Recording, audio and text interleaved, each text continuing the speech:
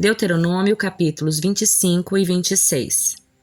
Quando duas pessoas brigarem e o caso chegar a um tribunal, os juízes declararão que uma pessoa tem razão e a outra está errada. Se a pessoa que está errada for sentenciada a receber açoites, o juiz ordenará que ela se deite e seja açoitada na presença dele, com um número de açoites proporcional ao crime. Jamais ultrapassem, porém, 40 açoites. Mais que 40 açoites seria uma humilhação pública para seu irmão israelita. Não amordaçem o boi para impedir que ele coma enquanto debulha os cereais. Se dois irmãos estiverem morando juntos na mesma propriedade e um deles morrer sem deixar filhos, a viúva não se casará com alguém de fora da família. O irmão do seu marido se casará com ela e eles terão relações sexuais. Desse modo, ele cumprirá os deveres de cunhado. O primeiro filho que ela tiver com ele será considerado filho do irmão falecido para que seu nome não seja esquecido em Israel. Se, contudo, o homem se recusar a casar-se com a viúva do seu irmão, ela irá até a porta da cidade e dirá às autoridades ali reunidas: o irmão do meu falecido esposo se recusa a preservar o nome do irmão em Israel. Não quer cumprir os deveres de cunhado casando-se comigo. As autoridades da cidade o convocarão e conversarão com ele. Se ainda assim ele insistir e disser: não quero me casar com ela, a viúva se aproximará do homem na presença das autoridades, tirará a sandália do pé dele e cuspirá em seu rosto. Em seguida, ela declarará: é isto que acontece com um homem que se recusa a dar filhos para seu irmão. Desse dia em diante, a família dele será chamada em Israel de família do descalçado. Se dois israelitas brigarem e a esposa de um deles, na tentativa de livrar o marido de quem o agride, agarrar os órgãos genitais de outro homem, cortem a mão da mulher, não tenham pena dela. Quando pesarem mercadorias, usem balanças precisas. Usem também medidas completas e justas. Sim, usem sempre pesos e medidas exatos e justos para que tenham vida longa na terra que o Senhor seu Deus lhes dá. Quem engana com pesos e medidas desonestos é detestável ao Senhor seu Deus. Nunca se esqueçam daquilo que os amalequitas lhe fizeram quando vocês saíram do Egito. Eles os atacaram quando vocês estavam cansados e esgotados e feriram mortalmente os mais fracos que ficaram para trás. Não temeram a Deus. Portanto, quando o Senhor seu Deus lhes proporcionar descanso de todos os seus inimigos na terra que ele lhes dá como herança, destruam os amalequitas e apaguem a memória deles de debaixo do céu. Jamais se esqueçam disso. Quando tiverem entrado na terra que o Senhor seu Deus lhes dá como herança e a tiverem conquistado e se estabelecido nela, coloquem num cesto alguns dos primeiros frutos de cada colheita que produziram e levem-na ao lugar que o Senhor seu Deus escolher para a habitação do seu nome. Dirijam-se ao sacerdote que estiver de serviço naquela ocasião e digam-lhe: com esta oferta reconheço diante do Senhor seu Deus ter entrado na terra que o Senhor jurou a nossos antepassados que nos daria. O sacerdote pegará o cesto das suas mãos, o colocará diante do altar do Senhor seu Deus. Então vocês declararão na presença do Senhor seu Deus: meu antepassado Jacó era um nome de arameu que viveu no Egito como estrangeiro. Quando chegou, sua família não era numerosa, mas no Egito ela se tornou uma grande e poderosa nação. Quando os egípcios nos oprimiram e nos humilharam, sujeitando-nos à escravidão, clamamos ao Senhor, o Deus dos nossos antepassados. O Senhor ouviu nossos clamores e viu nossas dificuldades, nosso trabalho árduo e a opressão que sofríamos. Por isso, o Senhor nos libertou do Egito com mão forte e braço poderoso, com atos temíveis, sinais e maravilhas. Trouxe-nos para este lugar e nos deu esta terra que produz leite e mel com fartura. E agora, Senhor, traga os primeiros frutos da colheita que do solo me deste. Em seguida, coloquem o cesto diante do Senhor seu Deus, prostrem-se diante dele em adoração. Depois disso, alegrem-se por todas as coisas boas que o Senhor seu Deus tem dado a vocês e às suas famílias. Lembrem-se de incluir na celebração os levitas e os estrangeiros que vivem entre vocês. A cada 3 anos, separem um dízimo especial das suas colheitas. Nesse ano, entreguem seus dízimos aos levitas, aos estrangeiros, aos órfãos e às viúvas, para que eles comam até se saciarem em suas cidades. Então declarem na presença do Senhor seu Deus: dediquei da minha casa a oferta sagrada e a entreguei aos levitas, aos estrangeiros, aos órfãos e às viúvas, conforme ordenaste. Não quebrei nenhum dos teus mandamentos, nem me esqueci de nenhum deles. Não comi coisa alguma dessa oferta enquanto estava de luto, nem a toquei enquanto estava cerimonialmente impuro. Não ofereci coisa alguma dela aos mortos. Obedeci ao Senhor meu Deus e fiz tudo o que me ordenaste. Agora, olha desde a tua santa habitação no céu e abençoa o teu povo Israel e a terra que juraste a nossos antepassados que nos darias, uma terra que produz leite e mel com fartura. Hoje, o Senhor seu Deus ordenou que obedeçam a todos esses decretos e estatutos. Cumpram-nos cuidadosamente de todo o seu coração e de toda a sua alma. Hoje, vocês declararão que o Senhor é o seu Deus e que andarão em seus caminhos, obedecerão aos seus decretos, mandamentos, estatutos e farão tudo o que ele mandar. O Senhor declarou hoje que vocês são seu povo, sua propriedade especial, conforme ele havia prometido, e que devem obedecer a todos os seus mandamentos.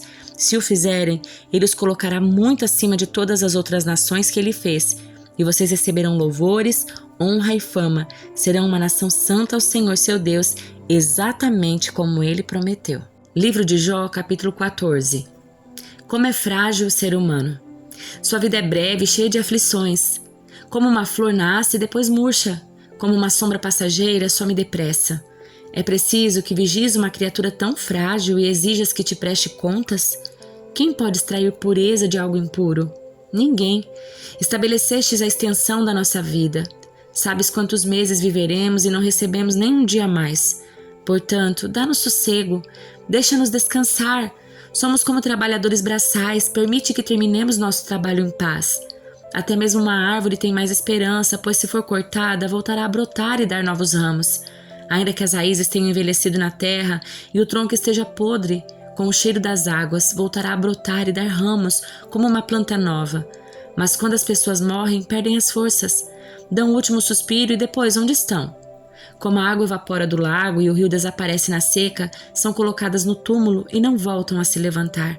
Até que o céu deixe de existir, não acordarão, não serão despertadas do seu sono. Quem dera tu me escondestes na sepultura e me esquecestes ali, até sua ira passar. Quem dera me destes um tempo de descanso para que só então te lembrasses de mim. Podem os mortos voltar a viver? Assim eu teria esperança durante todos os meus anos de luta e aguardaria a libertação que a morte traz. Tu chamarias e eu responderia. Tu ansiarias por mim, a obra das tuas mãos. Assim, tu protegeria meus passos em vez de vigiares meus pecados. Meus pecados seriam fechados num saco e tu cobririas minha culpa. Em vez disso, assim como os montes desmoronam e as rochas caem onde estão, como a água desgasta as pedras e as enchentes arrastam a terra, tu destróis a esperança do ser humano. Tu prevaleces sempre sobre ele e ele se vai. Tu o desfiguras na morte e o manda embora. Não sabes se os filhos crescerão com honra ou afundarão no esquecimento.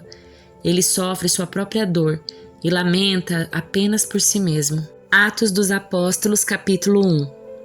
Em meu primeiro livro, relatei a você, Teófilo, tudo o que Jesus começou a fazer e a ensinar até o dia em que foi levado para o céu, depois de dar a seus apóstolos escolhidos mais instruções por meio do Espírito Santo. Durante os 40 dias após seu sofrimento e morte, Jesus apareceu aos apóstolos diversas vezes. Ele lhes apresentou muitas provas claras de que estava vivo e lhes falou do reino de Deus.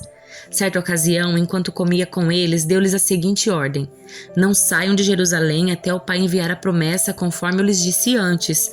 João batizou com água, mas dentro de poucos dias vocês serão batizados com o Espírito Santo. Então os que estavam com Jesus lhe perguntaram: Senhor, será esse o momento em que restaurará o reino de Israel? Ele respondeu: o Pai já determinou o tempo e a ocasião para que isso aconteça e não cabe a vocês saber. Vocês receberão o poder quando o Espírito Santo descer sobre vocês e serão minhas testemunhas em toda parte, em Jerusalém, em toda a Judéia, em Samaria e nos lugares mais distantes da terra. Depois de ter dito isso, foi levado numa nuvem e os discípulos não conseguiram mais vê-lo. Continuaram a olhar atentamente para o céu até que 2 homens vestidos de branco apareceram de repente no meio deles e disseram: Homens da Galileia, por que estão aí parados olhando para o céu? Esse Jesus que foi elevado do meio de vocês ao céu voltará do mesmo modo como o viram subir. Então voltaram do Monte das Oliveiras para Jerusalém, cerca de 1 quilômetro de distância. Quando chegaram, subiram à sala do andar superior da casa onde estavam hospedados. Estavam ali Pedro, João, Tiago, André, Filipe, Tomé, Bartolomeu, Mateus, Tiago, filho de Alfeu, Simão, o Zelote e Judas, filho de Tiago. Todos eles se reuniram em oração com um só propósito, acompanhados de algumas mulheres e também de Maria, mãe de Jesus, e os irmãos dele. Por esse tempo, quando cerca de 120 discípulos estavam reunidos num só lugar, Pedro se levantou e disse: Irmãos, era necessário que se cumprissem as escrituras a respeito de Judas, que serviu de guia aos que prenderam Jesus, e esse acontecimento havia sido predito pelo Espírito Santo por meio do rei Davi. Judas era um de nós e participava do ministério conosco. Ele comprou um campo com o dinheiro que recebeu por sua perversidade. Ao cair ali de cabeça, seu corpo se partiu ao meio e seus intestinos se derramaram. A notícia se espalhou entre todos os habitantes de Jerusalém e eles deram ao lugar o nome aramaico Aceldama, que significa campo de sangue. Pedro continuou: estava escrito no livro de Salmos que sua casa fique desolada sem ninguém morando nela. Também diz que outro ocupe seu lugar. Agora, portanto, devemos escolher um dentre os homens que estiveram conosco durante todo o tempo em que o Senhor Jesus andou entre nós, desde que ele foi batizado por João até o dia em que foi tirado do nosso meio e elevado ao céu. O escolhido se juntará a nós como testemunha da ressurreição. Então indicaram 2 homens, José, chamado Barsabás e conhecido também como Justo, e Matias. Em seguida oraram: Senhor, tu conheces cada coração. Mostra-nos qual desses homens escolheste como apóstolo para substituir Judas nesse ministério, pois ele se desviou e foi para seu devido lugar. Então lançaram sortes e Matias foi escolhido como apóstolo, juntando-se aos 11.